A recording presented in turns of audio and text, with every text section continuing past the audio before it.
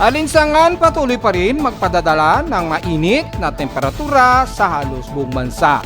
Pero ang bahagi pa rin ng Mindanao, makakaranas pa rin ng mga kalat-kalatan bunsod ng Near Equatorial Trough System.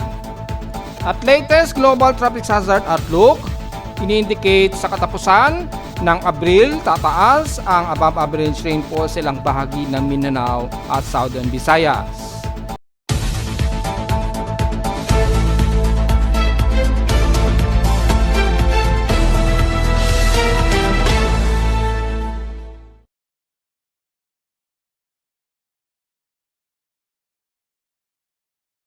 Hello, good morning mga folks. Welcome po muli sa ating Daily Weather Bulletin at Analysis para sa araw ng Huwebes, April 24, 2025. Ang orasan ng ating voice may umaga, alas 10:40 na ng umaga. Halos stationary lamang ang magiging lagay ng panahon natin sa bansa at may mga ilan lamang tayo ng mga water vapor na namamataan sa may bandang silangan bahagi ng Luzon, pero patuloy na hot, dry at patuloy na maalinsangan ang mararanasan natin ngayong araw. At dahil sa patuloy na magiging maalinsangan, yung heat index tuloy-tuloy pa rin, natataas ito at magbubunsod pa rin ng grabing init at pataas na hot humid na iiral. Wala tayong namamataan na anumang lightning strikes base sa ating lightning detection system at wala tayong nakikita na anumang water vapor, kabilang na ang buong Calabarzon area or bahagi pa rin ng Luzon area. Pero nakataas ang thunderstorm watch sa Northern Luzon area sa may bandang Cagayan Valley. Within 12 hours daw ang forecast niyan. Sa Visayas naman, ang ilang bahagi kasama na, malamang na naman ang Palawan, especially sa may bandang Cagayan Silio. Ayan, within 1 to 2 hours daw ang advisory dito. So, posibleng pumasok o hindi. So, at least maging ready na lamang at wala tayong magiging komento dyan o walang masamang tinapay kung umulan man ng bahagi niyan sa Palawan para maibsan man lang ang matinding alinsangan natin. Hopefully nga sa Luzon, ulanin din tayo para man lang makontrol po ang grabing init ngayong araw dahil ang araw na kaming walang ulan dito sa Caloocan. So sa ating current conditions, overcast, gloomy, mahangin at few clouds pa rin ang umiiral dito sa Caloocan. So mukhang mahangin kami ngayon, maabot ng 38 km per hour ang lakas ng hangin namin o bumubugso ito ng 44.3 km per hour base dito sa aking wind anemometer sa amin sa Caloocan. So medyo mahangin sa amin so far. Pero patuloy pa rin ang magiging hot dry ang aming temperatura na base dito sa aming viewpoint ay natiling mataas pa rin ang aming dew point concentration nito.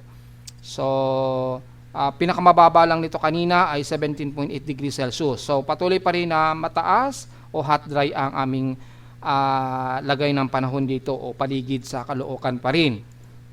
Sa lowest temperature na itala na kay weather station, kaninang 5:45 AM ay nakapagtala kami ng lowest of 27.9 degrees Celsius. Kahapon, mukhang mabababa ng konti ang aming highest air temperature sa amin sa Caloocan ng umaga, 11:25 AM. Pinakamataas na itala sa amin, 33.4 degrees Celsius ang highest air temperature namin. So, medyo mababa siya kahapon. So, naging medyo mababa rin ang aming heat index. Pero pasok pa rin sa danger level na 47.2 degrees Celsius ang aming init pandama kahapon. So, since pinag-usapan natin ang init pandama, ay wala pang latest kami sa aming heat index ngayong umaga. So, diretso agad tayo sa forecast namin sa Caloocan ngayong 10 o'clock. Inaasahan namin 42 degrees Celsius ang in-expected namin na heat index ngayong umaga. At inaasahan namin magma-maximum ito hanggang 44 degrees Celsius. Simula yan mamayang alauna hanggang alas 3 ng hapon base dito sa aking heat index monitoring. So aabot kami potentially o posible hanggang 36 degrees Celsius ang aming magiging air temperature. Forecast lamang to, hindi ito real time. So yan lamang yung expected namin na magiging temperatura at heat index ngayong araw o lalo na mamayang alauna hanggang alas 3 ng hapon dito sa Caloocan, maximum of 44 degrees Celsius. So within 7 days hanggang huling araw ng April 30 ay patuloy pa rin kami na maglalaro sa mahigit 40 degrees Celsius ang heat index sa amin sa Caloocan. So mukhang tuloy-tuloy pa rin kami makakaranas ng matinding init na temperatura. Nung isang araw lamang ay pinapakita nung katapusan ay hihina na yung heat index pero hindi pala. So gaya ng ating inasahan, within 12 hours ay nagbabago rin kagad ang forecast. So ito yung kagandahan nito. Kaya nalalaman kagad natin kung matutuloy yung pagbaba ng heat index or mag-e-extend siya. At makikita naman natin dito sa graph ay tuloy-tuloy na magiging mataas ang aming heat index sa Caloocan na umaabot sa mahigit 43 to 44 degrees Celsius sa katapusan ng araw ng April 30. Yan o. So, maximum 44.6 degrees Celsius bandang alas 3 po ng hapon yan, oras namin sa Caloocan. So, malinaw yan mga folks. At sa ating heat index forecast iba't ibang bahagi ng bansa, silipin din natin. Umpisahan natin sa may bandang Lawag. Ang expected heat index sa inyo dyan, maglalaro 38 degrees Celsius. At magmamaximum yan hanggang alas 11 ngayong umaga, hanggang ngayong 12 o'clock PM. 40 degrees Celsius ang pinakamataas ninyo dyan. Sa may bandang Tuguegarao naman, yan, expected heat index sa inyo, 40 degrees Celsius at hanggang maximum of 45 degrees Celsius mamayang alas 2 ng hapon. So, danger level pa rin dyan sa may bandang Tuguegarao, Cagayan Valley. Sa may bandang Santiago naman, expected ang heat index sa inyo, 38 degrees Celsius. Magmamaximum ito, mga bandang mamayang hapon din, alas 2 hanggang alas 3 ng hapon. 44 degrees Celsius daw ang expected heat index sa inyo dyan. Sa bandang Dagupan naman, hindi dyan. Sa may bandang Dagupan, ayan, 42 degrees Celsius expected heat index sa inyo dyan. Magmamaximum ito hanggang 44 degrees Celsius din. Halos kapareho sa amin sa Caloocan. Starting mamayang 1 o'clock hanggang 3 o'clock PM din. So halos pareho sa amin sa Caloocan. Sa Central Luzon naman, sa Tarlac, 42 degrees Celsius din. Magmamaximum ito hanggang 47 degrees Celsius. Mamayang alauna hanggang alas 2 po ng hapon. So napakataas po magiging heat index daw sa inyo sa Tarlac. So wag masyadong magbibilad at uminom ng maraming tubig. So sa may bandang Batangas City naman ay hanggang 44 degrees Celsius ang pinakamataas na heat index sa inyo dyan at magmamaximum sa 45 degrees Celsius ngayong 11 hanggang 12 o'clock PM ngayong tanghali. So mainit din, grabe rin ang taas ng heat index sa inyo. Sa may bandang San Jose, Occidental Mindoro naman, asahan ang inyong heat index ngayon dyan, 40 degrees Celsius. Ang expected heat index sa inyo dyan, magmamaximum yan mamaya hanggang 41 degrees Celsius starting ng 11 o'clock at tuloy-tuloy daw yan hanggang alas 3 ng hapon, mamayang hapon. So, mainit din sa inyo dyan. Sa may bandang Cebu area naman, ang expected heat index sa inyo dyan, maglalaro 41 degrees Celsius. Magmamaximum ito hanggang 43 degrees Celsius starting yan ngayong 11 o'clock hanggang alas 3 ng hapon. Alas 2. Hanggang alas 2 pala ng hapon. Yun, pagpasok kasi ng alas 3, mga 42 degrees Celsius na lamang. Pero mainit pa rin, so wag masyadong magbibilad din. At sa may bandang Mindanao sa Davao City, expected 37 degrees Celsius ang pinaka heat index ninyo ngayong umaga. Pero expected aabot yan ng 39 degrees Celsius starting ng 11 o'clock hanggang alas 3 ng hapon sa Davao City. So extreme caution po ang manglalaro sa inyo dyan. Maalinsangan pa rin. At sa may bandang Zamboanga City naman, expected na heat index sa inyo, 38 degrees Celsius at pinakamataas na, ang pinakamaximum o pinakamataas na sa inyo hanggang 39 degrees Celsius heat index starting ngayong 11 o'clock AM hanggang 12 ng tanghali. So, extreme caution din sa inyo, ibig sabihin halos mainit pa rin ang ating panahon sa buong bahagi pa rin ng bansa base dito sa ating heat index. At makikita natin sa may bandang Metro Manila at Central Luzon pa rin ang nangunguna sa inaasahan nating may pinakamataas na heat index. So, expected po yan. Kasalukuyan na highest heat index ngayon, ang parte pa rin ng Isabela hanggang Masbate, 40 degrees Celsius ang started. Current temperature, nangunguna ang Nueva Vizcaya at 35.2 degrees Celsius. So, tataas pa yan mamaya. Expected po na maglalaro sa pinaka-highest heat index ngayon ang Isabela. Ayan, base dito, nangunguna ang Isabela sa may mataas na heat index. So, sa mga taga-Isabela ay wag din magbabilad dahil asahan ninyo na matinding init o matinding init pandama ang magtutuloy-tuloy yan mamayang hapon. Kung itatabi naman natin ang peak systems in past 24 hours, base dito nangunguna ang Tuguegarao sa napakamainit na temperatura sa kanila. Well, naipost na natin yan sa ating Facebook page na umabot nga ang Tuguegarao sa ganyang katinding init, 38.2 degrees Celsius, at sa Baguio City stationary lamang sa kanila at 18 degrees Celsius lowest. At sa Inula naman ang General Santos na may light rain lamang o halos drizzle rain na 6 mm lamang ang naitalang ulan sa kanila. Nanatiling wala kaming ulan sa Metro Manila o sa Caloocan at wala pa rin kaming pumitik man lang kahit 1 mm na total rainfall sa amin sa Caloocan. So halos walang pinagbago ang aming April average rainfall. So mukhang matatapos ang April na 0 rainfall kami sa Caloocan. So grabe po, sana umulan man lang sa amin kahit isang beses man lang sana o mga 2 beses. Sa ating outside humidity, medyo drier tayo at 68% at tumaas ito ng 1% since last hour. Natiling mataas ang ating atmospheric pressure at 1,011 hectopascals and steady ito since last hour. 72 ang ating air quality index, moderate. So medyo mataas ang concentration ng pollution. Magmask po tayo sa ating mga sensitibong mga baga dahil patuloy na umiiral ang thermal inversion. Samantala sa high tide and low tide status ay pa-low tide pa lamang po tayo at silipin po natin kung magiging mataas ba ang ating alon sa karagatan bago natin tingnan yung high tide and low tide o sea level. Yan, mula sa ating typical cyclone assessment monitoring in significant wave height. So sa significant wave height na natiling kalmado po ang karagatan natin. So wala tayong magiging problema sa matinding alon. Ingat na lamang tayo sa may bandang silangan baybay ng bansa. Dahil sa tuloy-tuloy pa rin ang malakas na daloy ng easterly trade wind, magbubunsod pa rin yan ng mga gale force wind. So ingat na lamang mga folks sa mga papalaot despite na wala tayong masyadong matinding pag-alon. Ngayon, kung titingnan natin yung sea level, base sa ating high tide, low tide status, ay makikita po natin ay hanggang 0.9 meters po ang pinaka-maximum yan. Pero mamayang magagabi na po yan, hapon o gabi, ang magiging pinakamataas na high tide nito. So, medyo mababa ang ating sea level. Wala tayong magiging problema sa mga mangingisda ngayon. Yung gale force wind lamang talaga ang ating pag-iingatan mga folks. And so far sa ating almanac, so may katanghaling araw kaninang 5:36 AM ay nasang lulubog ito mamayang 6:11 PM. At sa ating namang waning crescent, 17% illuminated na lamang. So pamunset pa lamang ito ngayong hapon. Nasa 50 degree elevation pa lamang siya, altitude. So bukas pa po ng madaling araw ng 3:22 AM ito magmo-moonrise muli. At lulubog ito kinabukasan naman ng hapon at 2:44 PM. At sa ating local weather outlook para ngayong Huwebes at Biyernes, inaasahan natin magiging partly cloudy pa rin na maghapon, gaya pa rin kahapon, na may mga localized thunderstorms daw nakataas. Tsansa ng pag-ulan, 100% daw. Sana pumasok po yan. Hindi naman 100% sa amin mangyayari yan. Maaring karatig dito yan sa NCR. Malamang sa Quezon City siguro or malapit, papunta dyan sa may bandang Marikina o Antipolo all the way hanggang Quezon Province probably na may papasok ang forecast na uulanin na malakas or may 100% chance ng rain bukas ng Biyernes.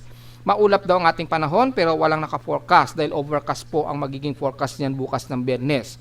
So ibig sabihin lamang ay asahan pa rin natin na magiging malinsangan ng ating maghapon ngayong araw hanggang bukas po yan ng Biyernes. Highest and lowest temperature expected maglalaro 36 degrees Celsius and lowest expected temperature 26 to 28 degrees Celsius. So diretso mula ulit tayo sa ating ginagamit na satellite imaging. Makikita halos walang pinagbago mula kahapon yung ating analysis forecast. Ang Bating Mindanao pa rin ang uulanin lalo na sa ilang bahagi ng Zamboanga Peninsula. Yan sa may bandang Basilan na Tulusulo. Expected mga ilang kalat-kalat na pag-ulan, moderate and heavy rain showers po kayo dyan. Ingat na lamang kung sakaling biglang magkaroon ng flash floods kasama na ang Zamboanga City. Pero sa buong bahagi ng Zamboanga Peninsula ay katamtaman na lagay ng panahon sa inyo. Overcast po.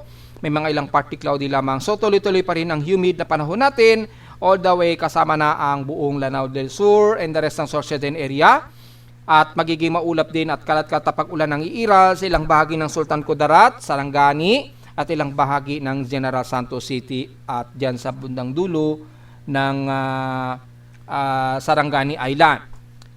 So makakaranas din na maulap o kalat-kalat na pag-ulan din, isolated dito sa ilang bahagi ng Davao Occidental at the rest ng Davao region ay magiging katamtaman humid at maaraw na panahon sa inyo dyan. Kasama na ang buong bahagi ng Central Mindanao, Northern Mindanao o mapa-eastern part naman ng Mindanao. Kasama na ang buong Caraga area, Surigao region, pababa na yan ng Davao de Oro. Magkakaroon man kayo ng mga ilang kalat-kalat na pag-ulan sa bandang Surigao del Sur and the rest ng Caraga area, pero mahihina lamang, katamtaman lamang ang pag-ulan nito na hindi naman tumatagal ng mahigit isang oras. So medyo wala tayong magiging problema kung ulanin kayo dyan. At least maibsan ang tinding init, dala po ng ating alinsangan, tuloy-tuloy po yan. At wala naman Visayas area, katamtaman din maaraw at very fairly weather po tayo dyan. So tuloy-tuloy po na mataas ang ating humid na panahon. bunsod pa rin ang tuloy-tuloy na istali sa silangan dagat Pasipiko natin, kasama na ang buong South Luzon, Palawan, hanggang buong bahagi na ng North Luzon. So stationary lamang ang lagay na panahon natin sa buong bahagi na ng Luzon hanggang Visayas area. So wala tayong masyadong magiging komento dito o magiging wala tayong masyadong iisa-isahin dito dahil halos stationary lamang ang magiging panahon natin ngayong araw na tuloy-tuloy na maalinsangan na panahon mula sa buong bahagi ng Luzon hanggang Visayas area po. Magkaroon man ng mga ilang kalat-katapag ulan sa may bandang Palawan, lalo na sa dulo ng Batara sa Balabac or boundary ng Puerto Princesa, maganda rin yan, at least maibsan ang tinding init. Pero the rest, hindi naman tumatagal ang kalat-kalatapag ulan dyan sa parte na yan. Dahil yung bahagi na yan ng kanluran ay medyo nagtatabas kasi dyan yung area na ito ng ilang mga surface trap o near equatorial trap. Pero nga sa buong bahagi ng Luzon hanggang Visayas, kabilang na ang Bicol region man yan or Eastern Samar region ay tuloy-tuloy tayo na magiging maaliwalas, pero asahan din ang tuloy-tuloy na matinding init at dala ng mataas na heat index sa buong bansa. So huwag masyadong magbibilad at uminom ng maraming tubig dahil maghapon po tayong makakaranas ng ganitong lagay ng panahon at maaring tuloy-tuloy pa rin yan hanggang bukas yan ng Biyernes. So wala tayong masyadong makikitaan dito ng mga pag-ulan maliban na lamang sa ilang bahagi nga po ng Southern Mindanao or dito sa may bandang Zamboanga Peninsula lamang na makakaranas ng equatorial trough rain showers. So magiging kontrolado po magiging temperatura ninyo dyan. At wala naman tayong nakikitaan na medyo disastrous o mataas na average rainfall na mangyayari na uulanin dyan sa may bandang Zamboanga Peninsula sa dulo po. Kasama na ang isla ng Basilan at Hulusulu. Ingat na lamang kung sakaling ang inyong bayan ay makakaranas ng mas matinding ulan na umihigit sa 50 mm per hour ang rain velocity na magbubunsod po ng posibleng flash floods. Sa Ulap Lindol naman, so far ay makikita natin na wala po tayong nakikitaan na anumang aktibong paglindol base sa aking seismograph sa Caloocan. Pero kahapon kagabi nagkaroon ng medyo distortion noise na nadedetect ng aking aparato. Ewan ko kung alon lamang ba ito o anumang significant anomaly. Pero kung ano man yan ay malinaw na wala tayong aktibong o malakas na pagyanig na detect ng aking seismograph sa Caloocan. So diretso agad tayo sa pinaka-data feed ni PBox. Mula kanina ay medyo gumagalaw-galaw na naman dyan sa may bandang Sultan Kudarat ha. Again, sa mga taga Sultan Kudarat, lalo na sa may baybayin ng Palimbang, ay tuloy-tuloy pa rin ang mga aftershocks dyan. Medyo alisto po kayo o bandang malapit sa may bandang Maitom, Sarangani or bandang Palimbang, Sultan Kudarat sa baybayin. Medyo magalaw pa rin po yung pagyanig dyan ha. Dahil noong mga nakaraang araw ay nagkaroon tayo ng malakas-lakas na magnitude 5+, tatlong magnitude 5+ po sa area na yan. So medyo bantay-bantayin po natin. Lalo na sa mga official natin ng PBox, medyo magalaw po ngayon dyan sa area na yan ng Palimbang. Medyo bantayin-bantayin po natin. Bagamat wala tayong naitala na magnitude 4.0 ngayong umaga, since kaninang 12 AM ng madaling araw, wala po tayong nadedetect dito. Pero marami-rami na kagad ang mga mahihina at katamtamang mga pagyayanig. So base dito ay hindi naman masyado aktibo pa ang mga pagyayanig, bagamat mahihina ito ay maging alisto at bantayin po natin yung mga areas na kung saan madalas na niyayanig. Especially nga po dyan sa may bandang Sultan Kudarat nga po. Yan. At diretso agad tayo sa ating pinaka-historical earthquake, kung ilang total earthquakes na po ba tayo ngayong araw. Since wala pa tayong 700 mula kahapon. Tingnan natin ngayong araw kung aabot na ba sa 700 total earthquakes natin ngayong month of April. Yes, nasa 729 earthquakes na po tayo. 700 dito is magnitude 2.0 pataas, 22 sa magnitude 4.0 pataas, 6 sa magnitude 5.0 at isang magnitude 6.0 which is nandito yan sa may bandang Sarangani, Davao Occidental. Malayo naman to, sa halos nasa may bandang Mauluku or Indonesian zone na ito Sakop na ito ng Palau, Karekelong, Indonesian Peninsula. Pero sinako pa rin natin sa bansa hanggang dyan sa may bandang Sulawesi Sea Peninsula. Umaabot yung detection ni PBox kaya wala tayong magagawa. Ay sakop pa rin daw yan along ng Sarangani City. So maliwanag lamang na mayroon pa rin naitala na mga pagnig. Anyway, total of 729 ng earthquakes natin base sa official record ng data feed ni PBox. At meron tayong isang magnitude 6.0 na naitala nga po dito nung nakaraang araw. Ang kagandahan lamang nito, malayo ito sa kalupaan ng Mindanao area. At narito naman ating 3-day to 8-day weather forecast para sa araw ng Huwebes, April 24, 2025.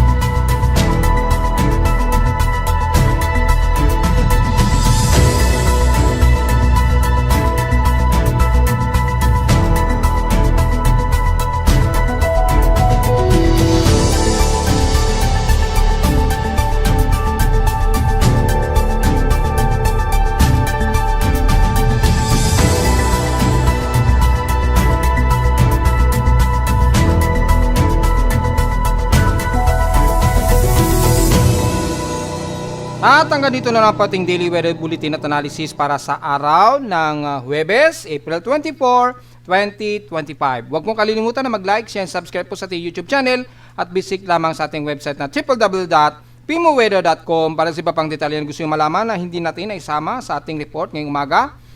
At since stationary lamang ang lagay ng panahon natin, lalo na sa init ng panahon natin dito sa NCR. At visit lamang sa ating website sa gusto malaman pa rin ang pinaka-dynamic events mula sa reading ng aking aparato sa Caloocan at sa data feeds mula sa iba't ibang weather agencies. Maraming salamat po mga folks at magandang tanghali na po sa ating lahat.